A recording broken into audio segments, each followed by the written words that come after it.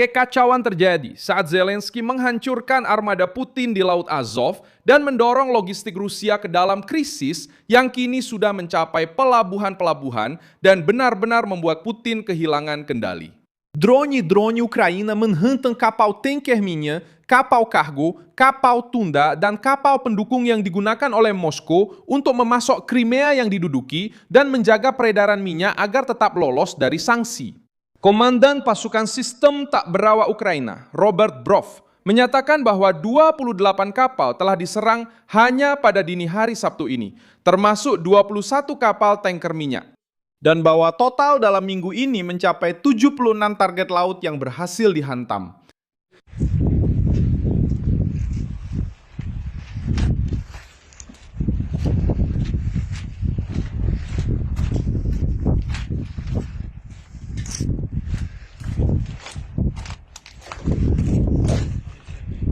Tekanannya begitu kuat sehingga Rusia untuk sementara menangguhkan pelayaran di Kanal Dom Azov dan menghentikan permintaan baru untuk melintasi Selat Kerch yang merupakan jalur penting antara Laut Azov dan Laut Hitam.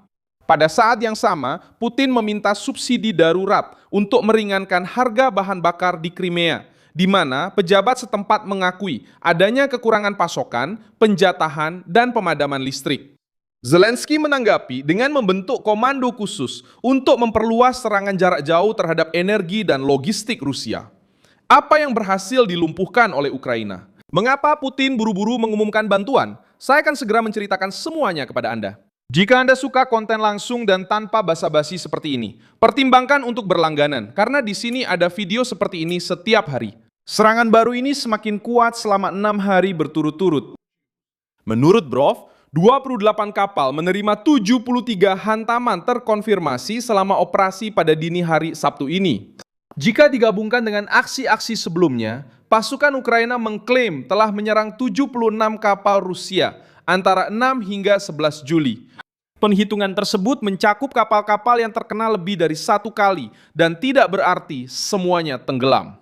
Dampak utamanya adalah menarik kapal-kapal dari peredaran, memaksa perbaikan, meningkatkan risiko bagi awak kapal, dan membuat setiap perjalanan bahan bakar ke Crimea menjadi operasi yang jauh lebih berbahaya.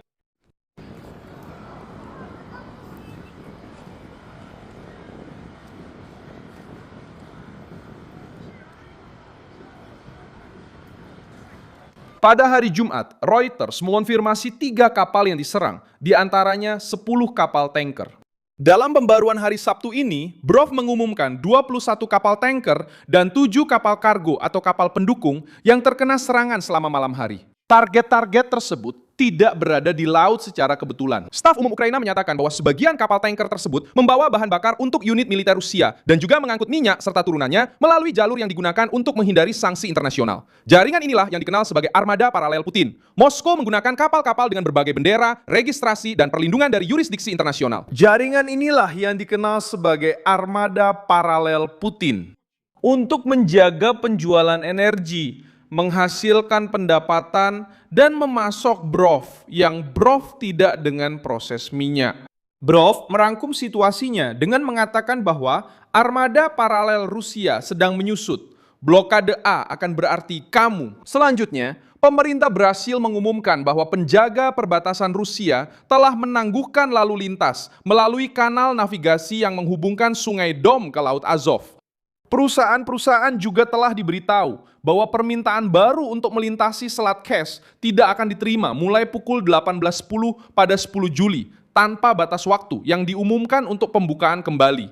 Rostov dan Krasnodar termasuk di antara wilayah penghasil biji-bijian terbesar di Rusia. Harga gandum yang diperdagangkan di Eropa naik hingga 4% karena kekhawatiran akan gangguan yang berkepanjangan. Pelabuhan Rostov, Azov, dan Taganrog terkena dampak langsung dari krisis karena mereka bergantung pada pelayaran regional untuk mengangkut gandum, bahan bakar, dan kargo industri.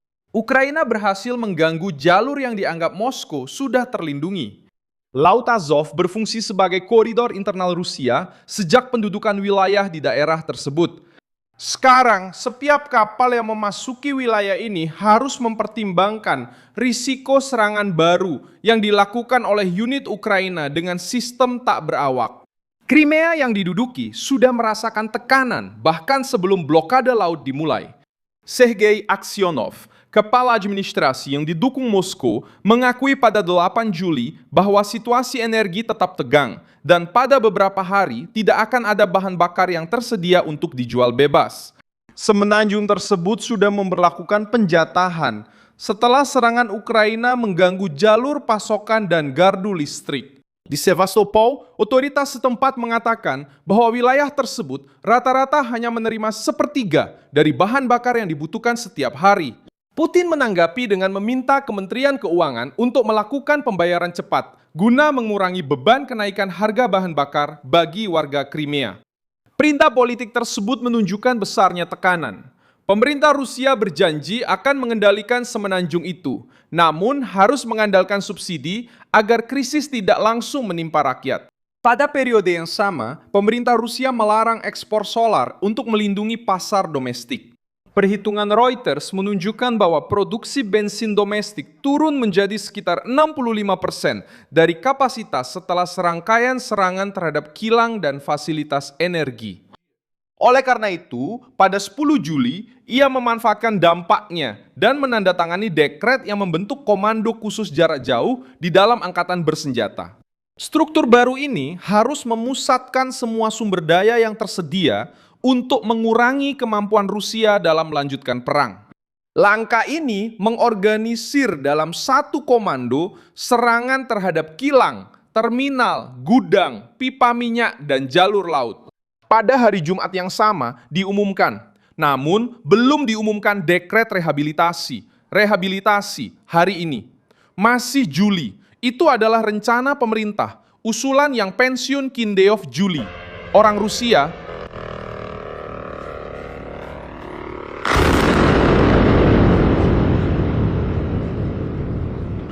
Kompleks Uсть-Luga di wilayah Leningrad. Kompleks di wilayah Leningrad. Kompleks Uсть-Luga di wilayah Kompleks di wilayah Leningrad. Di wilayah Leningrad, kompleks di Leningrad. Kompleks Luga di wilayah Leningrad. Kompleks Uсть-Luga, Leningrad. Kompleks Luga di wilayah Leningrad. Kompleks Uсть-Luga. Terima kasih. Selain terminal dan depo minyak di Rostov, kampanye ini tidak terbatas pada wilayah pesisir. Drone-drone Ukraina juga berhasil mencapai kilang minyak Omsk di Siberia, sekitar 2.700 km dari wilayah yang dikuasai Kiev. Serangan lain juga tercatat terhadap fasilitas di Tatarstan, Saratov, dan Bashkortostan. Kremlin merespons dengan ancaman eskalasi. Dmitry Peskov menyatakan bahwa serangan-serangan tersebut tidak akan mendekatkan perdamaian dan bisa membuat Rusia memperluas apa yang mereka sebut sebagai zona keamanannya. Sumber yang dekat dengan pemerintah Rusia mengatakan kepada Reuters bahwa Putin terus menolak seruan untuk bernegosiasi dan tekanan dari Ukraina justru memperkuat keputusannya untuk terus berperang. Ukraina memanfaatkan kesenjangan ini, menggunakan sistem tak berawak yang lebih murah untuk memaksa Moskow mengeluarkan biaya jauh lebih besar demi melindungi kapal, pelabuhan, dan fasilitas. Rusia masih memiliki kemampuan untuk membalas dengan serangan berat. Pada hari Sabtu ini, Rusia meluncurkan 6 rudal balistik, 6 rudal jelajah, dan 121 drone ke Ukraina, menyebabkan korban tewas dan luka-luka di Odessa, Kiev, dan Kharkiv. Ketiga, kita perlu lebih mendukung Ukraina, meningkatkan tekanan terhadap Rusia, dan memastikan bahwa satu-satunya pemenang sah dari perang ini adalah Ukraina.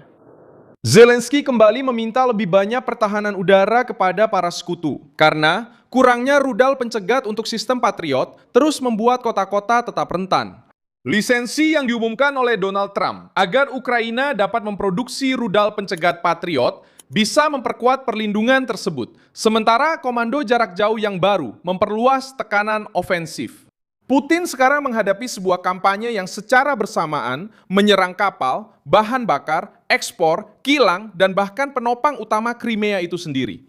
Zelensky bertaruh bahwa biaya yang terus meningkat akan memaksa Kremlin untuk memilih antara bernegosiasi atau menyaksikan perlahan-lahan berkurangnya struktur yang digunakan untuk membiayai dan memasok invasi.